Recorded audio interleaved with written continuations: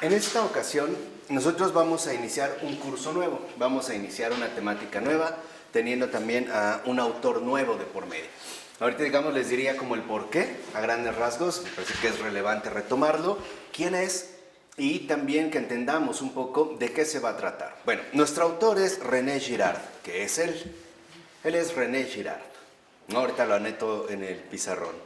Él es un intelectual, un pensador católico, contemporáneo, vivo aún, que ha hecho como su trabajo, ante todo, más como antropólogo, como crítico literario, filósofo y también en gran medida como etnólogo. ¿Qué es un etnólogo? El etnólogo es el que se dedica al estudio del comportamiento humano. Nuestro autor es René Girard.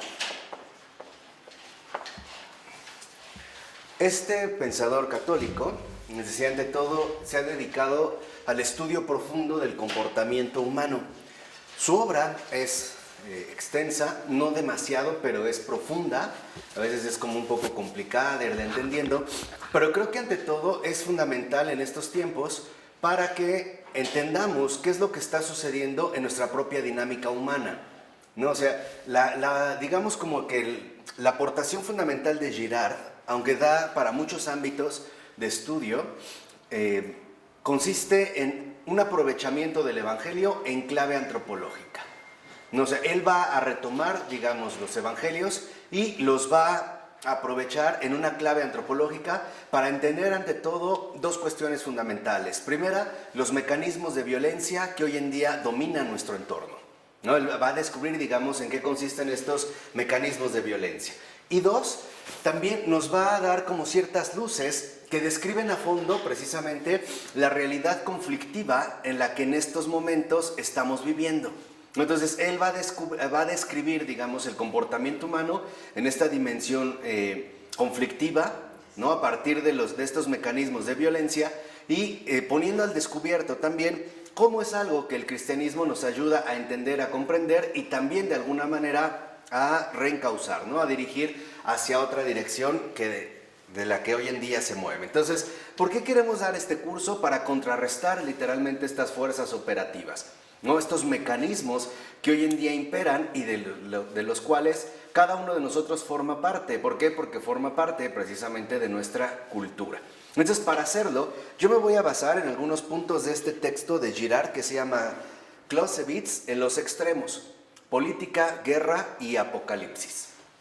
Entonces, este es, digamos, como un texto reciente, es a manera de una entrevista que se fue gestando poco a poco y que además fue publicado en el año 2007, ¿no? Es relativamente reciente a nosotros, porque si no, tardaríamos mucho en hacer como un repaso general a la obra de Girard. Y me voy a apoyar en este texto de reciente aparición de Ángel Barahona, que se titula René Girard, de la ciencia a la fe, ¿no? Que son como un estudio aquí sí más o menos general acerca de la obra de Girard. Yo lo tomaré como apoyo cuando tengamos que describir algunos puntos centrales de la terminología o los conceptos de Girard que van apareciendo ya en este texto, ¿no? Entonces, ¿qué es lo que queremos entender con Girard? ¿Qué es lo que estamos viviendo? Acuérdense, hoy nosotros, en estos tiempos como católicos, necesitamos estar precisamente a la altura de los tiempos. O sea, necesitamos entender los desafíos profundos, ¿no? Más o menos implícitos en los que vivimos y, por lo tanto, saber cuál es la postura cristiana que nosotros en este sentido debemos asumir. Y la primera postura que debemos asumir es una postura de profunda comprensión, ¿no? Les dije, el católico no solo tiene que conocer a Dios, también tiene que conocer el mundo en el cual sirve a Dios. O sea, para el católico, Dios y mundo no van separados. No se puede ser cristiano sin entender el contexto particular del momento presente, ¿no? O sea, del momento, vamos a decirlo así, en el que nosotros estamos viviendo. Entonces, por ejemplo, en este texto, en la página, que sería la introducción que hace Girard, que es como una introducción un poco densa, pero vamos a retomar algunos puntos centrales. En la página 9, dice Girard, mi hipótesis es mimética. Entonces, desde ahí vamos a empezar. Para Girard, la clave, digamos, que le da como luz para explicar todo su desarrollo intelectual es la mimética. ¿Qué es la mimética? Cuando Girard habla de mimética, sobre todo de deseo mimético, se está refiriendo a la imitación, que de hecho esto ha sido derivado precisamente de la palabra griega mímesis.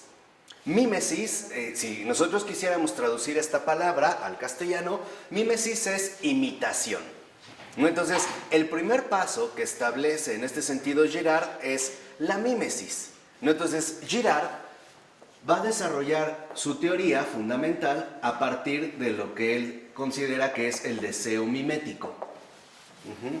Ese es, digamos, como la teoría mimética, es como el núcleo central de toda la postura intelectual de René Girard.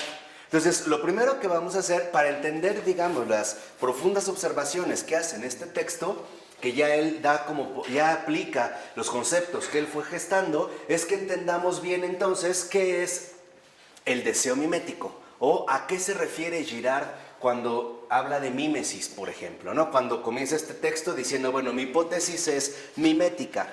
Entonces, en nuestro texto de apoyo que dijimos, este de reciente aparición de Ángel Barahona, vamos a estar trabajando con los dos, nos vamos a ir en este sentido a la página, esperen un tantito,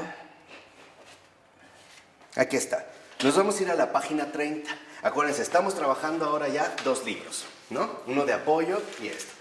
Para entender bien, digamos, cuál es como la clave de interpretación que René Girard desarrolla, el deseo mimético, tendríamos que entender o remontarnos a una de sus primeras obras, de hecho es la primera como tal, una obra que tituló Mentira romántica y verdad novelesca. Fíjense, él ha sido católico, él, digamos, tuvo un proceso de conversión a partir de una enfermedad que tuvo, pero no es tanto la enfermedad, sino la profundización que él llevó a cabo. Entonces, él comienza ante todo haciendo un análisis literario.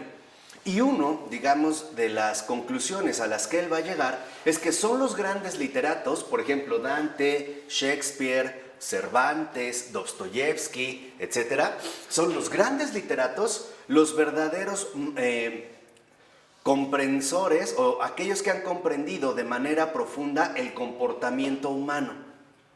Esta es, digamos, como la primera tesis fuerte de Girard. O sea, cuando queremos entender la realidad humana, tendríamos que acudir a la literatura y no precisamente, por ejemplo, a la filosofía. Y aquí Girard tiene razón, porque aunque yo sea filósofo, debo de reconocer, no sin vergüenza, que al menos la literatura le lleva unos 100 años de ventaja a la filosofía. De ahí pues que entonces, en este primer momento, él se va a dirigir, digamos, su mirada justamente a el ámbito literario. Y lo primero que él va a desarrollar es este contraste entre la mentira romántica y lo que él considera que es la verdad novelesca.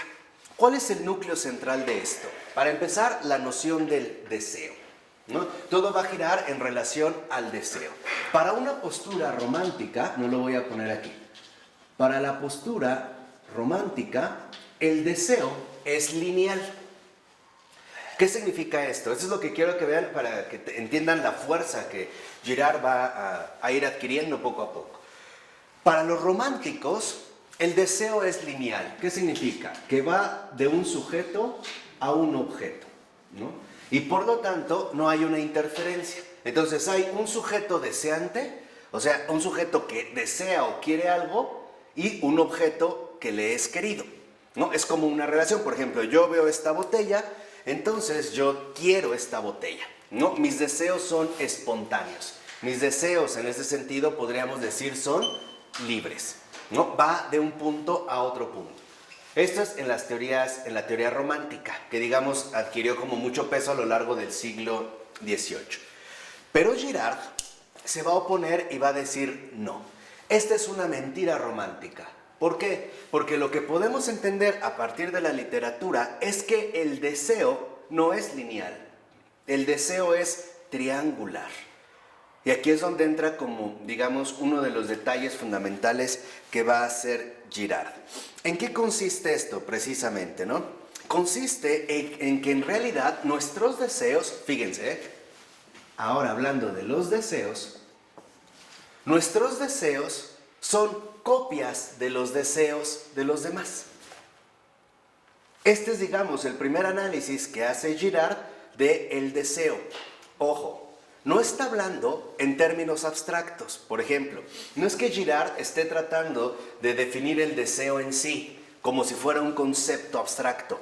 Acuérdense, está analizando nuestro comportamiento humano de estos momentos. Entonces dice, no, en realidad el deseo no es más que el deseo de otro. O sea, nuestro deseo, para Girard, nuestros deseos no son más que imitación, o sea, mímesis.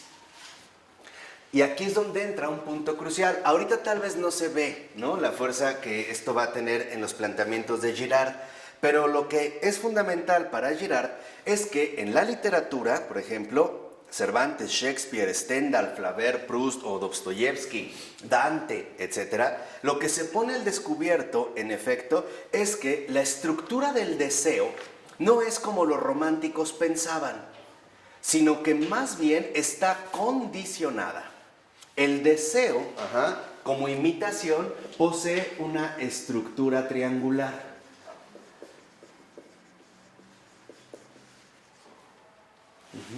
Sí me interesa como dejar en primer punto muy claros estos conceptos porque los vamos a estar ya asumiendo a lo largo de estas sesiones, ¿no?, lo que duremos con Girard. Pero lo que él define es que esto es una mentira. A eso es a lo que él le va a llamar mentira romántica. Más bien va a decir, no, los deseos tienen la estructura real de la imitación. Y esta estructura, a su vez, es triangular. Entonces va a decir, por ejemplo, cuando yo quiero algo, pongamos una chamarra, yo en realidad lo que quiero no es el objeto, no es la chamarra. Yo lo que quiero, a su vez, es imitar el deseo de otro, que también quiere este tipo de chamarra. O sea, no es que queramos las cosas sin interferencias, sino que siempre tenemos mediadores. Aquí es, digamos, un punto central en Girard, porque justamente lo que iremos comprendiendo es que él se opone a la ilusión moderna de la autonomía. O sea, esto es lo que ha causado como mucho revuelo en Girard. Una de las cosas fuertes que Girard afirma es, no somos ni autónomos ni libres como pensamos. No lo somos. Estamos siempre condicionados, sobre todo en el ámbito de nuestros deseos. Entonces dice él, por ejemplo, ¿qué es el? En este 30, en este 9.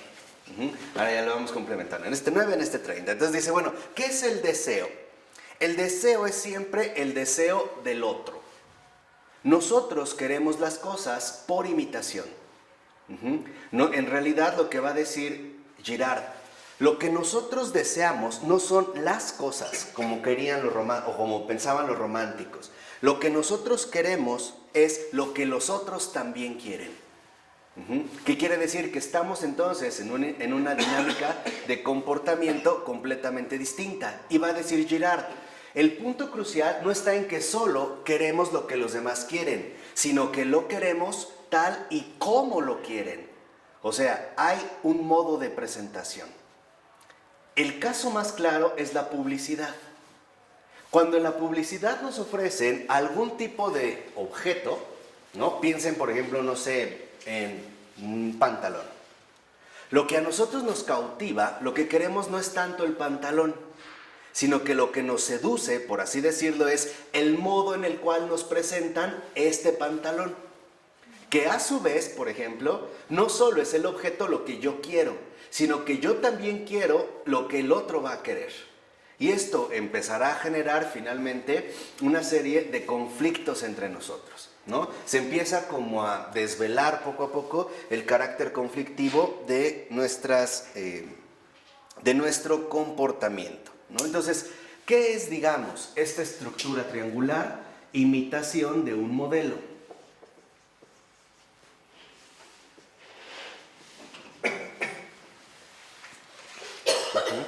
Aquí nosotros tendríamos que lo que en realidad nosotros hacemos es imitar a un modelo. Seguimos a un modelo. Nuestros deseos están condicionados por los modelos que en efecto cada uno de nosotros irá adoptando.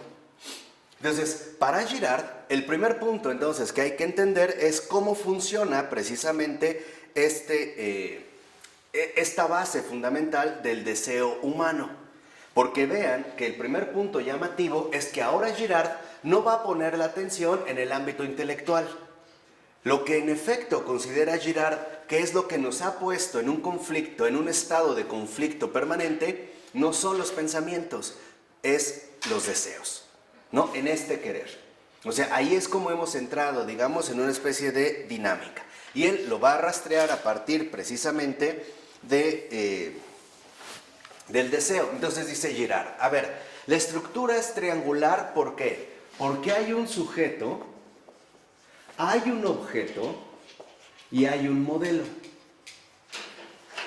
Por ejemplo, muchas veces lo que quiero no es la chamarra, sino cómo se le ve la chamarra a esa persona. Piensen, por ejemplo, en nuestra sociedad moderna en el uso de los maniquíes. No solo hay una chamarra, hay una exposición literal de este objeto. Entonces, este modo de presentación, por así llamarlo, es lo que para Girard tiene un mayor peso.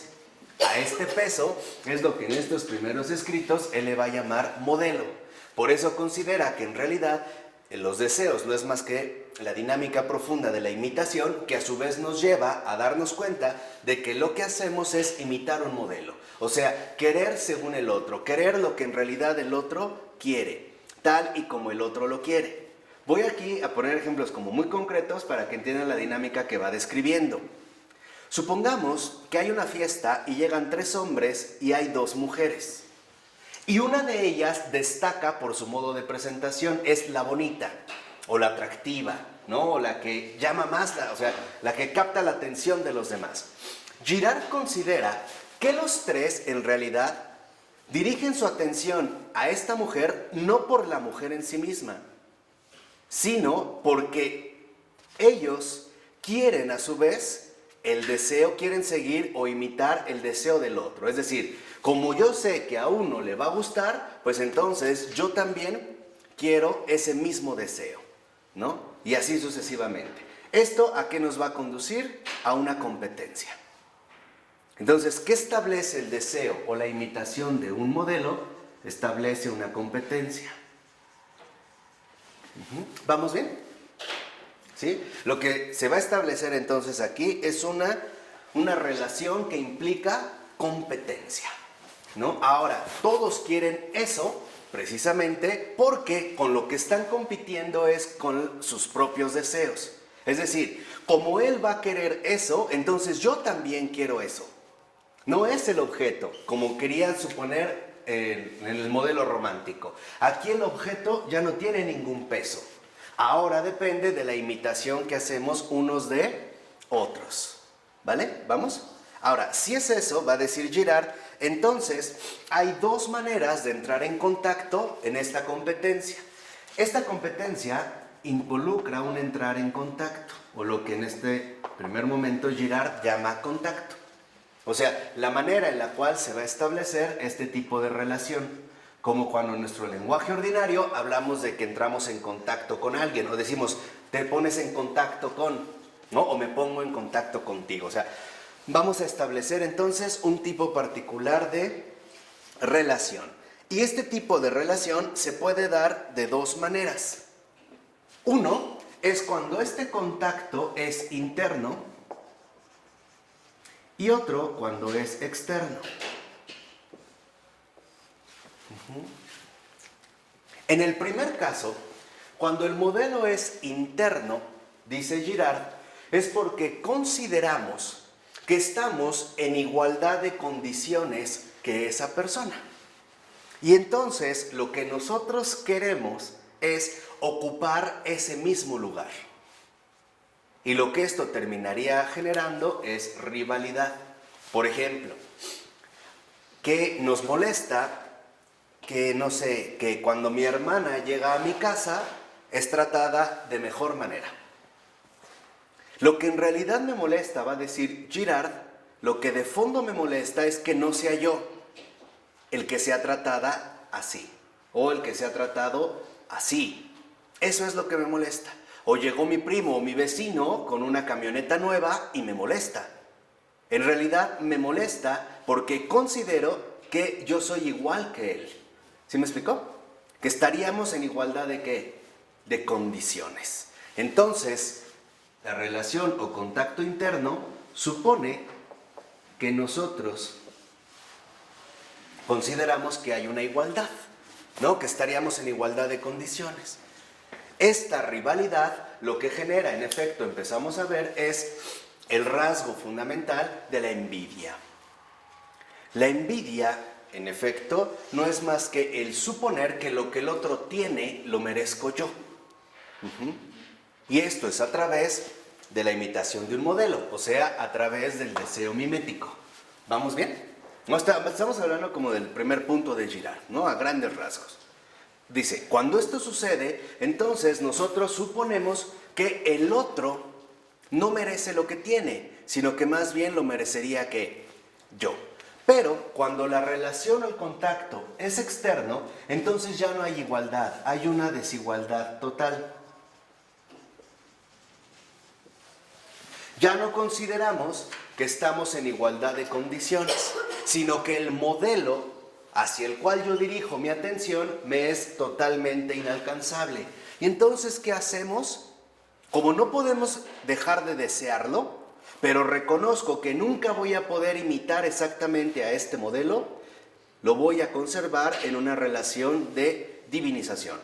O sea, por ejemplo, lo voy a idolatrar. Ejemplo sencillo, cuando un joven o una persona coloca, por ejemplo, un póster en su cuarto de algún artista de moda. Sabe que nunca será así, pero como tiene este deseo de imitarlo, porque acuérdense, desear es imitar para Girard, ¿no?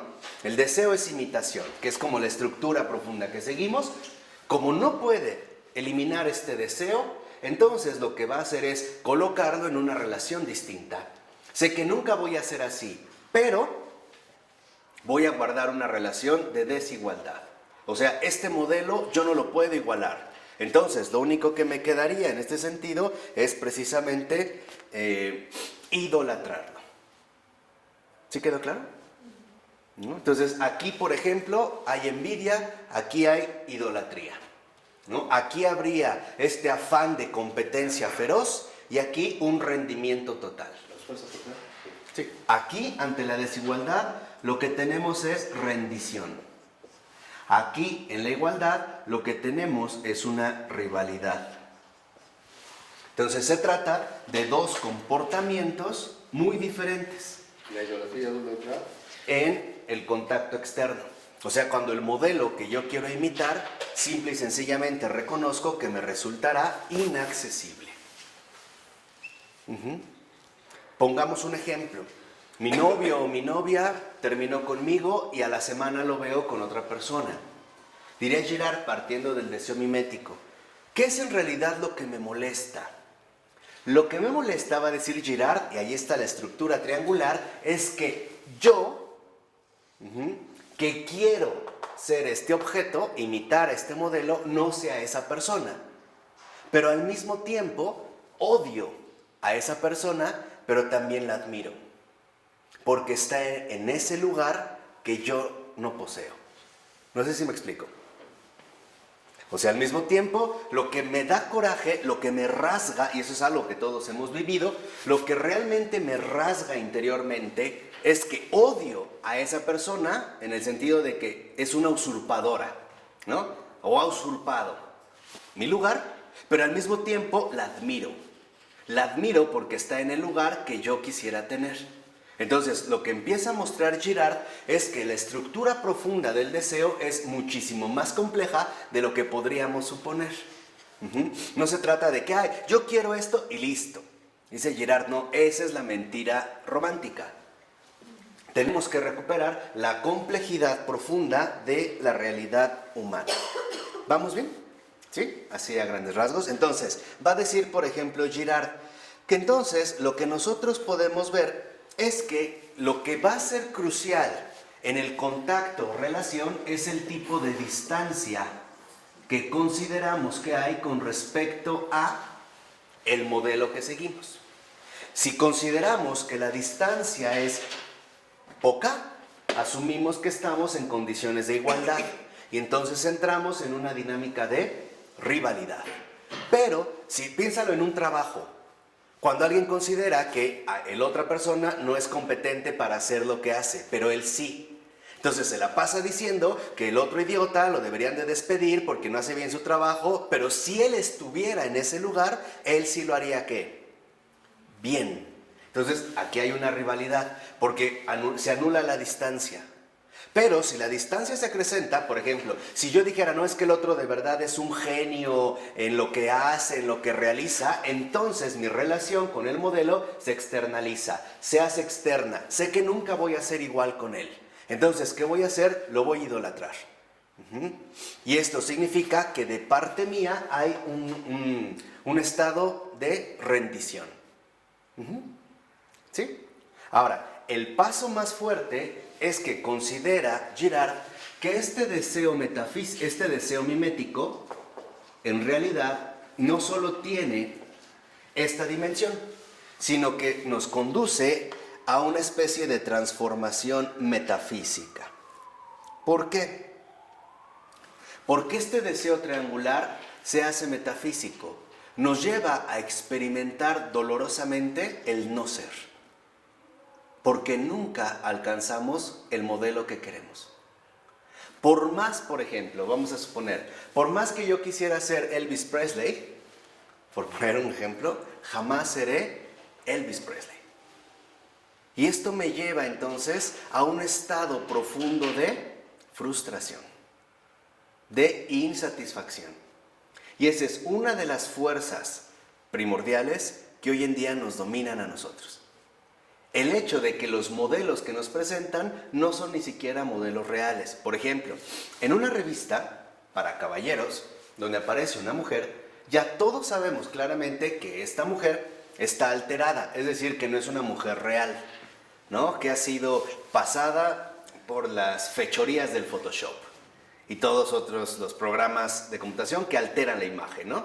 O sea, que nos presentan algo irreal. Pero finalmente, como el modo de presentación es tan seductor, nosotros sí seguimos este tipo de ¿qué? De modelo, de mujer. O sea, acuérdense, aquí no se me pierdan, ¿eh? Es que Girard está pesado, así tienen que ser los buenos católicos, ¿eh? Artillería pesada no es cualquier cosa. Entonces, ese modelo no es real, pero bueno, como es el modelo que a nosotros nos presentan, entonces todos, literalmente, ¿no? Nos vamos a dirigir hacia ese ¿qué? Modelo. Pero, sorpresa, es un modelo irreal y por lo tanto nunca lo vamos a poder ¿qué? Tener. Nunca vamos a poder alcanzar la auténtica imitación que se supone es lo que de fondo nosotros en realidad estamos deseando. Entonces, aquí Girard da en un punto clave. Nuestra sociedad contemporánea es una sociedad que en efecto parece conducirse cada vez más por los caminos de la frustración y por los caminos de la insatisfacción permanente. ¿Quieren pruebas más claras? Hoy en día, ¿cuánto sufren las que tienen pelo chino porque quieren ser lacias? Y las lacias porque quieren ser chinas. Las blancas porque quieren ser morenas. Las morenas porque quieren ser blancas. Y así sucesivamente. Empezamos a ver cómo en efecto lo que empieza a destacar ante todo, y eso es lo que muestra Girard, es que el deseo mimético no es más que la raíz profunda de la rivalidad humana. Y por lo tanto, la génesis auténtica de las estructuras de la violencia que hoy en día nos están destruyendo. Por eso les decía que no, y todo esto lo va a sacar del Evangelio, no crean que se lo está sacando de la manga. Él va a decir, esto es algo que el cristianismo nos enseñó, pero no supimos entender. No supimos, por así decirlo, captar en su momento justamente el mensaje. Entonces, va a decir Girard, ¿por qué el deseo mimético se hace metafísico? Porque nos conduce a la enfermedad ontológica. O sea, el vértigo insoportable del no ser. No somos tal y como quisiéramos que fuésemos. ¿Por qué? Porque el modelo que seguimos a través de esta imitación jamás se llega verdaderamente a cumplir. Entonces, siempre estamos experimentando de manera constante, por ejemplo, esta enfermedad ontológica que es un vértigo profundo de negación, el vértigo del no ser, que para Girard es una experiencia fundamental de todo imitador. O sea, de cualquier ser humano, porque cualquier ser humano tiene también, ¿qué? Deseos. ¿Vamos? Aplíquenlo, de verdad, es un etnólogo, aplíquenlo en los ámbitos más inmediatos de la vida. Yo ahorita nada les he dado como unos ejemplos para que vean en realidad el mecanismo en el cual funciona, ¿no? O en el cual se va moviendo. Ahora, si es así, lo que va a decir, por ejemplo, en este sentido, Girard, es que nosotros, por lo tanto, siempre estamos como obsesivamente fijando la atención en la manera en la que los demás desean las cosas, o sea, en lo que los demás quieren. Porque para Girard, el deseo mimético, la mímesis, es un contagio. Cuando alguien quiere algo, todos también lo vamos, ¿qué? A querer. Piensen cuando últimamente sale a la venta un nuevo iPhone. Basta en una reunión familiar, basta con que en una casa alguien diga, yo quiero ese teléfono, para que otro diga, yo también, aunque no entienda por qué, o mucho menos para qué, pero se vuelve un contagio común. Son falsos dioses, ¿no? O sea, al final... Sí, claro, pero digamos aquí, sí son falsos dioses, pues sí, ¿no? Son objetos de deseo. Exacto. Pero aquí, digamos, lo que estamos tratando de entender es en clave antropológica, o sea, en clave de nuestra realidad humana. Ese sería como, digamos, el primer paso fundamental. Entonces, a nosotros como humanos basta con que alguien lo haya querido para que nosotros sigamos los deseos de él. Por eso les decía, lo que en realidad queremos no es tanto las cosas, sino los deseos de los demás. Y además, los deseos según lo vayan presentando los demás. Entonces, siempre estamos como observando qué desea el otro y cómo lo desea. Por ejemplo, no solo que desea un coche, sino si lo que éste desea es deportivo, 4x4, nacional o importado.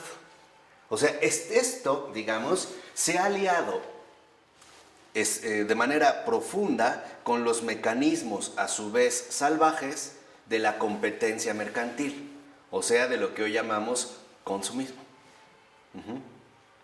Por ejemplo, lo que dice Girard, y esto se ve reflejado de manera muy concreta, podríamos decir, es que nosotros estamos sufriendo cada vez más esta enfermedad ontológica.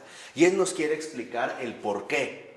Y para explicarnos el por qué es que él va a recurrir, ante todo, a esta como llave que abre muchas puertas, que sería justamente el deseo mimético. Entonces, nos volvemos como poseídos, estamos como en un estado de posesión.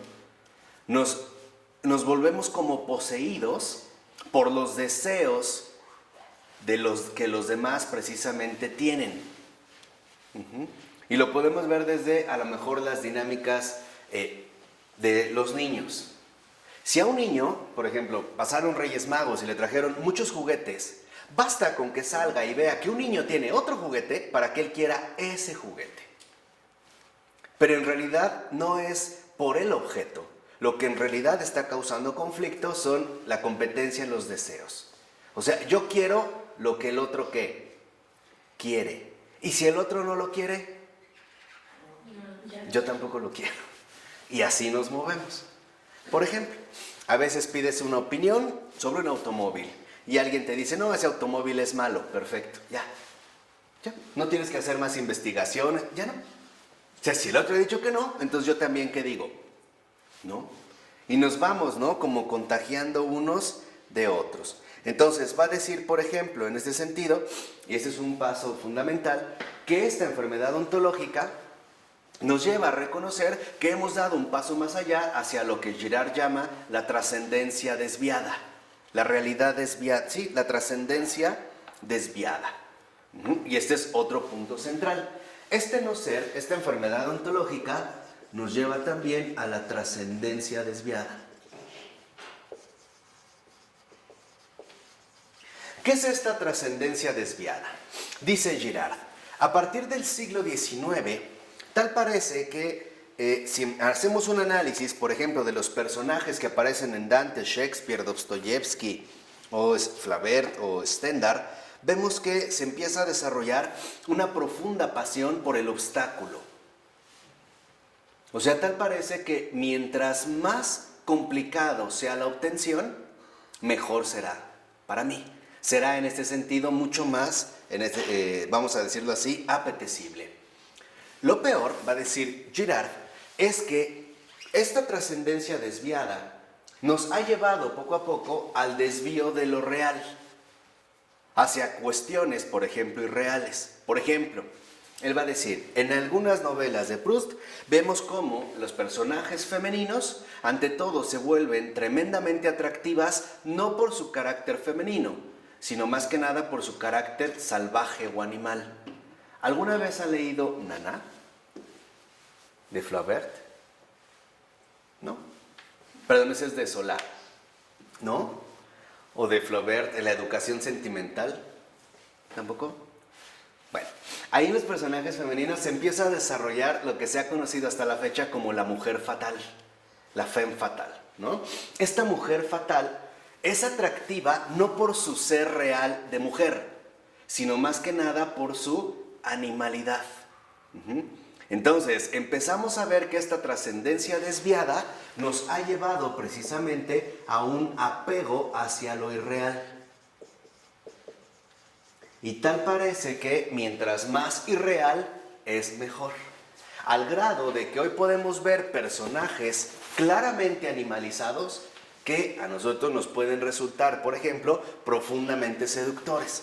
A partir del siglo XIX se ve cómo hay un movimiento que nos desvía de la trascendencia y que parece dirigirnos cada vez más a este apego hacia lo real. Volvamos a la portada de revista. Ya sabemos que es un engaño, pero nos encanta. Si yo voy a comprar una hamburguesa, en estas de comida rápida, y yo veo el letrero, esa hamburguesa no es real. Yo lo sé. Tan es así que cuando me dan la hamburguesa real, no tiene nada que ver con lo que a mí me habían presentado. Pero no me importa. O sea, mientras me engañen, está bien. ¿Por qué menciono este detalle? Porque este fue el desvío más grave que nos ha llevado en estos momentos a pegarnos a una cultura del error. Esta es la raíz. Por eso es que Girard es importante.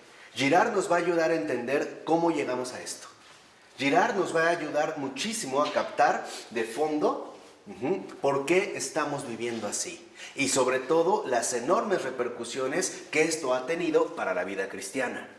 En ese sentido, por eso es que lo estamos mencionando. O sea, hoy en día, por ejemplo, no es tanto que uno caiga en el error. Es que ya estamos nosotros, por ejemplo, dirigiéndonos hacia el error. En pleno siglo XIX, por un lado se empieza a dirigir hacia lo animal, ¿no? Y por otro lado hacia lo artificial, por ejemplo en la ciencia ficción. Ahora lo fundamental ya no está que el hombre aparezca como hombre, sino que empiece a aparecer, por ejemplo, como determinada máquina. Hasta empezar a dirigir la figura del cyborg, ¿no? De este hombre máquina o el hombre biónico o qué sé yo, que es algo irreal, pero que a nosotros nos va a resultar en ese sentido profundamente seductor. O sea, tal parece que como que se desvía la trascendencia, hay una trascendencia desviada que nos conduce en último término a un apego hacia lo irreal, ya sea lo meramente animal o bien ya sea lo meramente artificial. En este sentido podemos decir tecnológico. ¿Y qué pasa entonces con las drogas? Las drogas es la promesa de un mundo distinto. Un mundo totalmente ¿qué? Irreal. Y por eso es que nos agrada. Por eso es que la drogadicción hoy tiene tanta fuerza. No es por los efectos psíquicos que genera en el hombre, como nos acostumbró esta visión pobre de la fisiología científica del XIX. La drogadicción tiene su fuerza en el nivel metafísico. La drogadicción, como cualquier adicción, es una enfermedad ontológica. Y hoy en día nos resulta tan atractiva y seductora porque en este movimiento del siglo XIX hacia la trascendencia desviada, la droga en efecto nos promete algo irreal. Y como para nosotros ahora la atención está hacia lo real, es como el paso natural a seguir para obtener finalmente, ¿no?, la imitación o bien la satisfacción de nuestros propios deseos. ¿Sí queda claro? Por eso vemos que el uso drástico de las drogas se va a empezar a desarrollar en el siglo XX. Voy a poner ahorita nada más 2 ejemplos muy sencillos para que vean cómo podemos palpar literalmente estos detalles de Girard, que hace por ahí de los 60, 50, 60, estos primeros análisis. Y lo, sí, todavía. Y lo podemos ver a través del cine. Yo no sé si ustedes han visto estas 2 películas, una que se tituló, bueno, en español Lucy, y otra que se llama Sin Límites. Si no la han visto, deberían de verlas.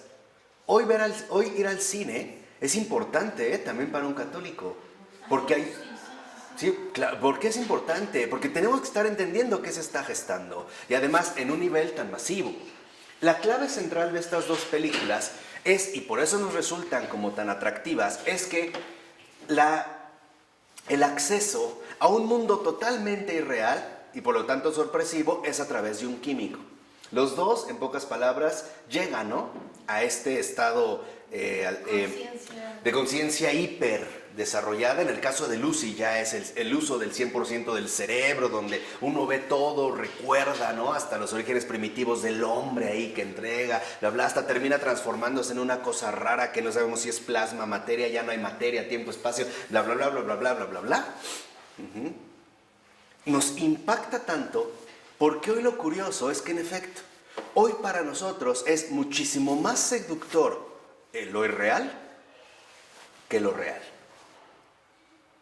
Y sobre todo, cuando este paso a lo irreal se hace a través de un medio químico, o bien a través de la ingesta de una determinada sustancia. Así que, por ejemplo, en estas percepciones ingenuas, cuando dicen es que el joven o el niño, el muchacho, se droga porque va de su realidad, no es cierto. Es porque está deseando una realidad distinta. Y como desde el 19 se ha fomentado el apego hacia lo real, entonces las drogas es como la invitación clara, ¿no?, a disfrutar de aquello hacia lo que nos hemos dirigido. O sea, a este apego cada vez más contundente, precisamente hacia el engaño, ¿no?, hacia el error. ¿Y por qué? Porque sí me interesa, en efecto, que entiendan los padecimientos profundos que hoy en día cada uno de nosotros experimenta, en mayor o en menor medida. Piensen, por ejemplo, ¿no?, estábamos viendo un programa sobre esta obsesión de la belleza, cómo las personas que van hacia la ancianidad, justo lo que quieren es no verse así, ¿no?, las operaciones, y terminan desfigurándose. La alteración radical del cuerpo humano de estos tiempos, por ejemplo, ¿no?, en las medidas, que son medidas irreales, que incluso también ya se está aplicando en el caso masculino. Ya hay operaciones para el aumento del pene, por ejemplo. Sí, claro. Sí, o sea, lo que quiero que entiendan es esta cuestión irreal. Por ejemplo, en un video musical, vean, es que de verdad Girard en este sentido como católico retoma el evangelio, y lo veremos. Tienen ojos y no ven, oídos y no oyen. Tú ves un video musical, ¿no?, de estas grandes estrellas del pop que hoy en día pululan, y lo que ves es un mundo totalmente irreal. Por ejemplo, ves en el coche que llega, la manera en la que visten, el comportamiento, ¿no?, de la gente que los da, es un ámbito irreal. Pero como se ha dado este paso hacia acá, para nosotros nos resulta algo tremendamente que... normal. Ya. Llegamos incluso a suponer equivocadamente que así son las cosas. Es esta dinámica en la que vamos avanzando en estos primeros pasos, ¿no?, y que entendamos por qué estamos viviendo así, qué es lo que está sucediendo, cuáles son, digamos, estos puntos centrales en los que hemos todos, como cultura, desviado. ¿Qué significa que hoy hemos desarrollado un apego hacia lo real? Que para nosotros la mentira es lo aceptable. Y esto es lo grave del caso. Dice Girard, fíjense, en la página 35, voy a citar unos renglones de la cita que aparece ahí de este libro de Mentira Romántica y Verdad Novelesca, que sí se puede conseguir en español, está publicado en Anagrama, tal vez sea complicado, pero sí se puede conseguir. Dice, donde el otro es tanto más seductor cuanto menos accesible. Vean ese primer detalle. ¿Qué significa que sea así, mientras más inaccesible, mientras más desespiritualizado? Así. Ahí es cuando nos resulta seductor. O sea, mientras más falaz, mientras más falso para nosotros. Mientras más pose. Claro. Por ejemplo, ¿por qué nos pueden resultar a la mayoría, a la gran mayoría de nosotros, tan atractivos estos coches de super lujo? Por ejemplo, el Bugatti o el Lamborghini. Porque es inaccesible. Pero si nos regalan una bicicleta normal, no nos seduce. O sea, mientras más irreal, mejor. Mientras más real, para nuestra cultura hoy en día es peor. Por eso buscamos salidas o alternativas literalmente hacia lo falso. Y esto se debe, de acuerdo con Girard, a que estamos cada vez más extraviados, a que cada vez hemos descentrado nuestro deseo hacia algo que nada lo va a poder satisfacer. O sea, ¿qué es lo que nunca va a poder satisfacer nuestro deseo? Pues la mentira. En este caso, precisamente, el engaño, la aparición de múltiples mundos falsos y reales que en realidad han hecho que la trascendencia se vea como desviada. Porque lo único que logra satisfacer nuestro deseo es la esencia divina. En este caso es Dios mismo. Y lo hemos querido, digamos, desviar hacia otras cosas. ¿Cuánta gente hoy en día no pone en la balanza el valor de su vida en base a lo que tiene o a lo que espera tener? Ahí está. Pero este deseo finalmente nunca se ve satisfecho. Entonces, lo que vamos haciendo es, dice Girard, vamos negando cada vez más nuestra propia realidad fundamental. Ahora, esto no es lo único, va a decir Girard, esto nos va aislando cada vez más a unos de otros. Entonces nos lleva este apego hacia lo irreal también hacia un aislamiento. Por eso yo ya les dije, ya ven cómo si mis intuiciones no eran erradas, les dije, hoy en día se está viviendo de manera ordinaria aquel viejo refrán romano de divide y vencerás. Divide. Hoy es la división la que, digamos, como la palanca central que promueve todo el ámbito destructivo en el cual vivimos de manera ordinaria. ¿Por qué? Porque entonces lo que vemos es que en este aislamiento, donde no hay una referencia central, al quedar aislados, consideramos, por ejemplo, que cada uno es el que posee esa verdad. Y siempre termina entristeciéndose del espectáculo que le ofrecen sus vecinos. En pocas palabras, hoy la mayoría de nosotros, la mayoría, sufrimos por lo que no tenemos. Y lo que tenemos, que es real, no nos gusta, no nos agrada, pero se entiende por qué. ¿Me explicó? Por eso a veces decimos de manera muy sencilla, no, es que tienes que ser agradecido con lo que Dios te da. Sí, pero no es tan fácil. Porque nuestra cultura, nuestro movimiento profundo no va en ese sentido. Lo fundamental es que nuestra atención más bien se dirija en este sentido, como dice Girard, hacia una orgía de destrucción. Porque para Girard, y esto también es algo fundamental, es que este aislamiento nos lleva entonces a quedar poseídos por el error y la mentira. Nos lleva finalmente a quedar desviados hacia un engaño del cual, tal parece, ahora toda la fuerza de nuestros deseos se dirige hacia allá. Y eso es parte o el resultado final de la enfermedad ontológica, la insatisfacción profunda del deseo. Y aquí, por una simple razón, el deseo en el ser humano es primordial.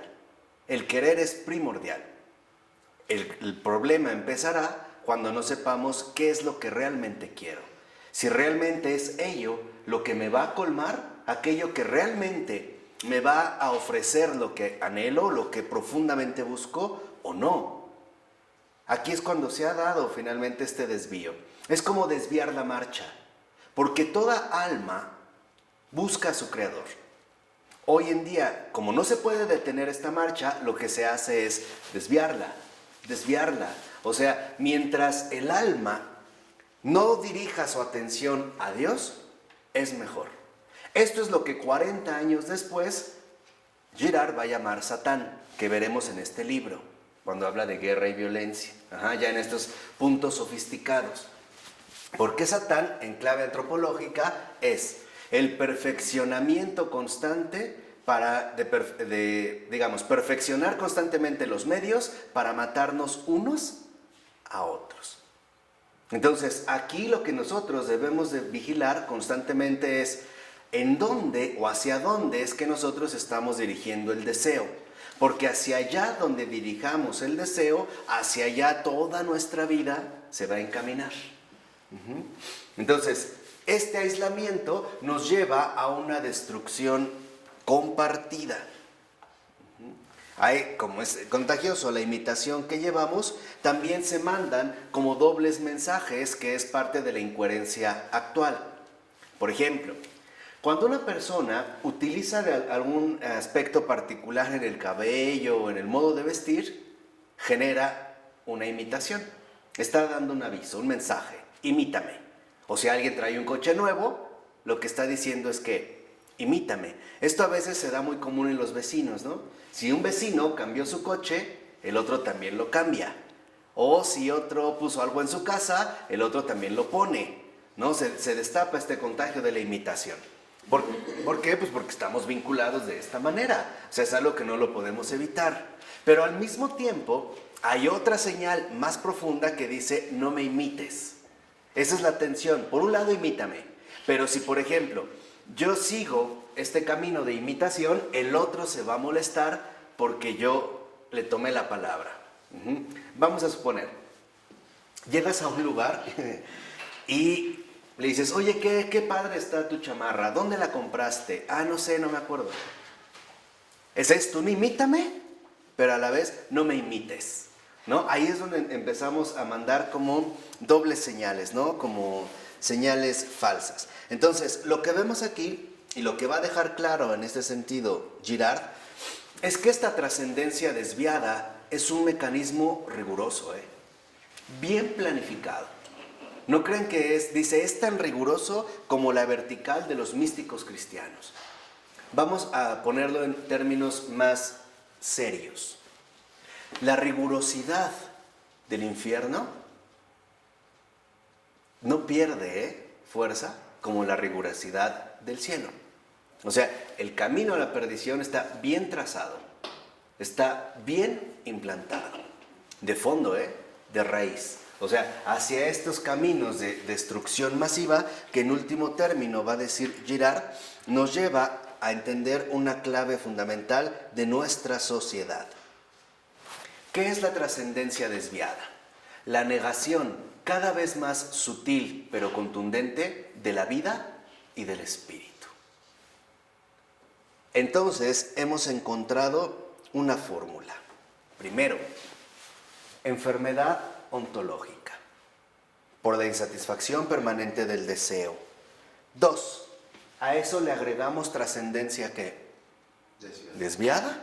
Entonces vamos a tener como resultado una dinámica actual de perdición, o sea, la orgía de destrucción. Porque Girard ha detectado que en esta orgía de destrucción lo que realmente impera de fondo es el no a la verdad, no a la vida, no a la realidad, que sería completamente opuesto, ¿no?, al sí auténticamente cristiano y en particular al sí concretamente mariano. Entonces, esto es lo que para Girard explicaría a grandes rasgos el porqué de nuestra servidumbre hacia la muerte y la destrucción, hacia estos mecanismos de violencia que trataremos de ir entendiendo poco a poco. Entonces, una persona que es espiritual, por ejemplo, que es una mujer espiritual, pero que siempre está en maquillaje, siempre está en lo real, ¿Cómo explicas esto? Aunque sea una persona profundamente espiritual, ¿no? Ajá. ¿Cómo lo explicas? De que no ha entendido, digamos, las dinámicas profundas que también mueven su vida. O sea, realmente, por así decirlo, no ha abierto los dos ojos, nada más uno, ¿no? Está tuerta. A partir de estos elementos, lo que me interesaba es que vieran un poco cómo en el centro va a estar la mímesis o el deseo mimético, ¿no? Que es, como les decía, como la palanca central que nos ayuda a captar bien estas estructuras de la violencia contemporánea. Girard, en este libro, ahora sí, Clausewitz en los extremos, va a plantear una posibilidad. La posibilidad de un final de Europa, del mundo occidental y del mundo en su conjunto. Dice, lo que antes se veía como una posibilidad lejana, ahora sabemos que es una posibilidad latente. Por ejemplo, a través del uso de las armas nucleares, ¿no? O de estas armas de hiperdestrucción masiva. Por ello es que en este primer momento Girard va a dar el giro y va a decir, en este sentido podemos hablar de que se trata de un libro apocalíptico. Ya iremos viendo el cómo lo va a ir definiendo. Pero teniendo en esta base, ahora sí regresamos y vean, dice Girard, mi hipótesis es mimética.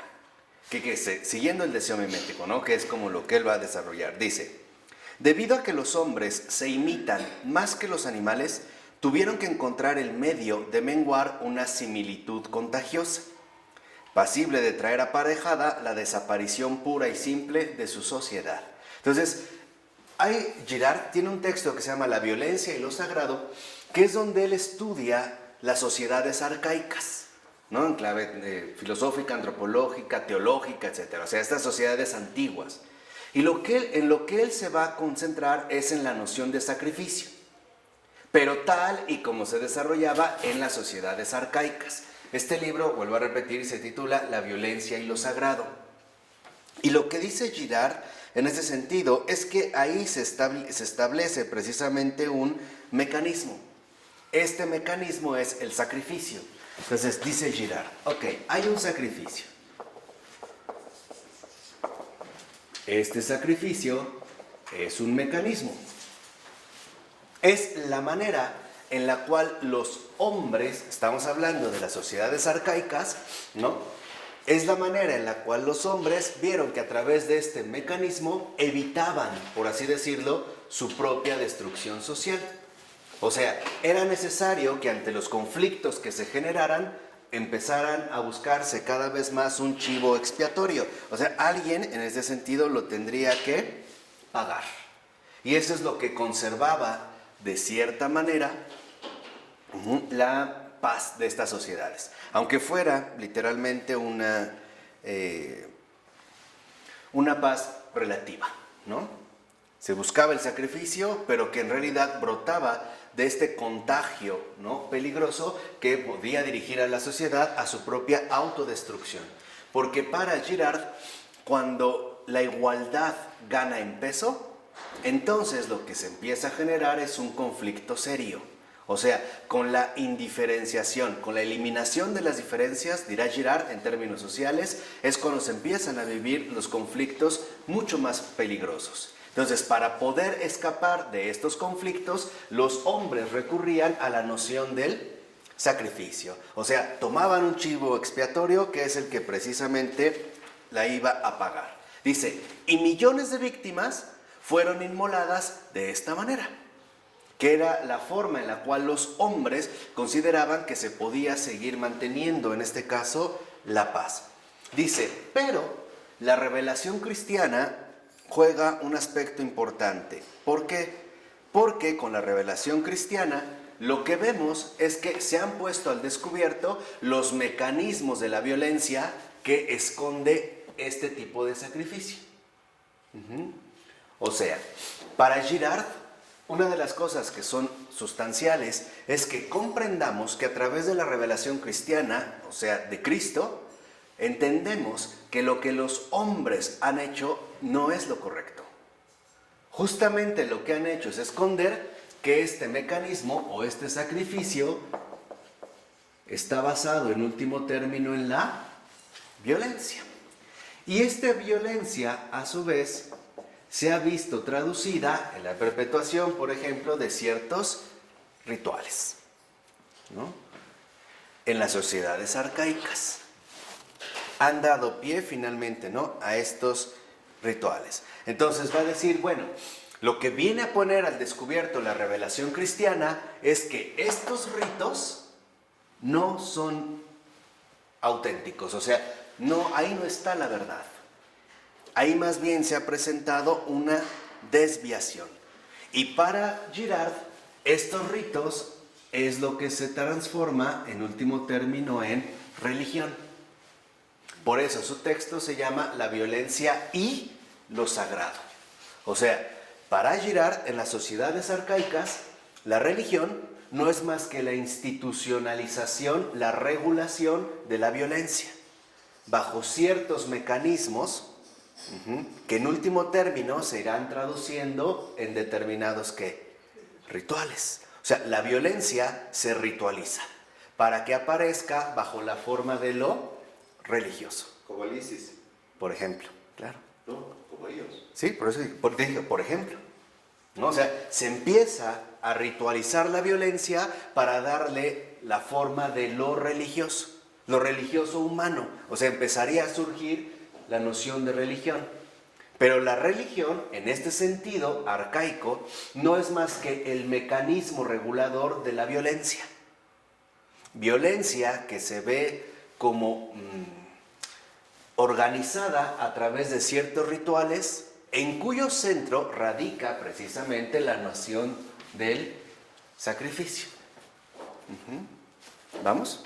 Entonces dice Girard, por ejemplo, en la página 10, segundo renglón, el cristianismo desmitifica lo religioso. O sea, para Girard, el cristianismo justo a lo que se opone es a esto, a la religión arcaica.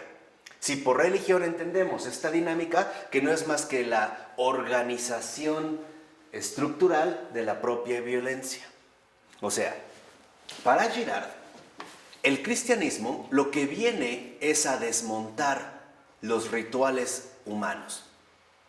Justo lo que viene a hacer el cristianismo es a mostrarnos que la violencia tiene que ser eliminada, pero no como los hombres lo hacen, sino como Dios mismo lo ha logrado hacer.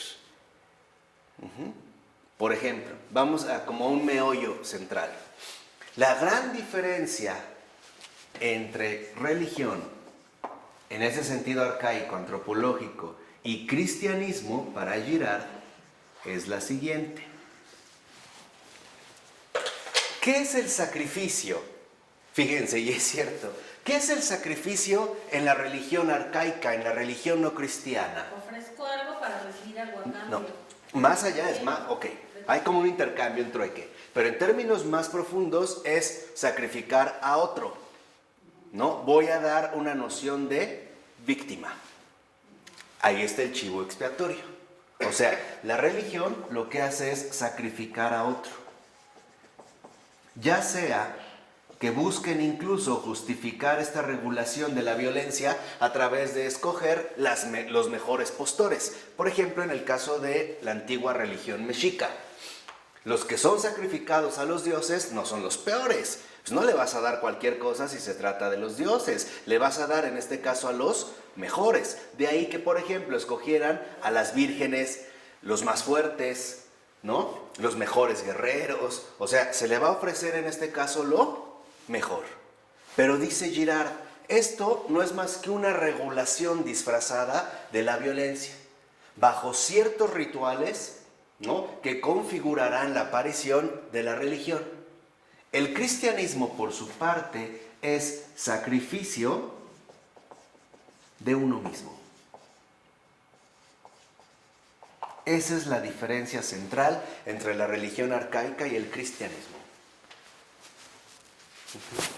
Para Girard, lo que el cristianismo nos ha venido a decir, y esto es lo que les decía, que es el aprovechamiento del evangelio en clave antropológica, lo que nos ha venido a decir es que no se trata de acabar con la violencia a través de alguien más, a través de un chivo expiatorio. Alguien la tiene que pagar. No, se trata de que la violencia se acabe en uno mismo, renunciando uno mismo precisamente a esta violencia. Dice, en este sentido podemos decir que esa presciencia, ese fracaso ya premeditado se llama apocalipsis. ¿Por qué? Porque para Girard queda claro que el cristianismo no viene a representar el triunfo de la ¿qué? De la religión, sino el fin de esta religión. Y por lo tanto, el fin de la manera en la cual los hombres han querido tratar de contener, en último término, esta violencia. ¿Vamos? Aquí, digamos, las reglas del juego han cambiado. Por eso dice, de hecho, en los textos apocalípticos, el verbo de Dios se hace oír con más fuerza. Y trata finalmente de mostrar los errores de los hombres, quienes querrán reconocer cada vez menos precisamente la violencia que ejercen. Entonces, ¿qué es lo que para Girard en clave antropológica nos viene a poner al descubierto el Evangelio? La violencia escondida que está patente o que sostiene las religiones humanas a través del disfraz solemne de lo que se llaman ritos. O sea, esta es como la tesis fuerte en ese sentido de Girard. Ahora va a decir Girard en este otro punto, ¿no? Lo que nosotros debemos detectar es que esta violencia hoy en día también se está ejerciendo, pero de una manera distinta. Sobre todo cuando de 2 siglos a la fecha, que es donde se va a colocar Girard para entender cómo es que llegamos aquí, el cristianismo pareciera que a través de la trascendencia desviada ha quedado fuera de juego, ¿no? De cierta manera como que ha quedado relegado. Entonces dice Girard, bueno, si es así, lo que vemos entonces es que hemos vivido 2 guerras mundiales, bombas atómicas, numerosos genocidios, una catástrofe ecológica inminente, y aún así, tal parece que esto no ha sido suficiente para convencer a los hombres, y en primer lugar a los cristianos, de que algo no anda bien. De que algo simple y sencillamente no va por buen camino. Por ello, lo que va a decir en este sentido Girard es que la violencia está desencadenada hoy en día a escala del planeta entero. ¿Y por qué? ¿Por qué está desencadenada la violencia? Porque ahora la violencia, si bien es cierto que anteriormente estaba como codificada, ¿no? Estructurada a partir de su ritualización, es decir, del establecimiento de la religión, hoy en día no. Hoy en día la violencia se ha transformado más bien en un fenómeno social, cuyos rituales consisten en la autodestrucción mutua de unos con otros. Por eso es que se ha desencadenado. Y esto, para Girard, representa un peligro grave, porque entonces ya no hay posibilidad de otra vez buscar un chivo expiatorio que la pague a través de un sacrificio para que vuelva a restablecerse el orden y la paz.